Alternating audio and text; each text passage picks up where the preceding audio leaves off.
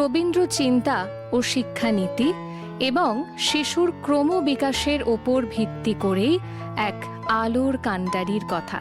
Tagore foundation school বিশেষ চাহিদা সম্পন্ন শিশু কিশোরদের শিক্ষা কিভাবে তথাকথিত স্বাভাবিকভাবে বেড়ে ওঠা ছাত্রছাত্রীদের সঙ্গে মিশে যেতে পারে, এই ভাবনা থেকে 2001-এ ছোট্ট লিটল হার্ট স্কুল 2008-এর 24শে ডিসেম্বর নাম নেয় টেগর ফাউন্ডেশন। স্কুলটা করার পেছনে হচ্ছে অদ্রিজা আমার মেয়ে, তো ডাউন সিনড্রোম, মেন্টালি চ্যালেঞ্জ। ও যখন ইনক্লুশন করেছে তখন আমার মনে হয়েছিল বর্ডার লাইন বাচ্চাদের খুব অসুবিধে, তো বর্ডার লাইন বাচ্চারা কোথায় যাবে, তো সেই মানসিকতা নিয়ে আমরা স্কুলটা তৈরি করি। কম্পিউটার, মাউস, মনিটর ওদের সহযাত্রী।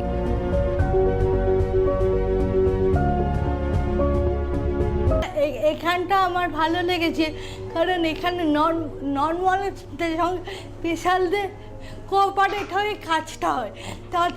তার জন্য কী হচ্ছে, স্পেশাল বাচ্চা দেখতে ও নর্মাল এরা তো সব পাচ্ছে, তাহলে আমাকে ওরকম হতে হবে।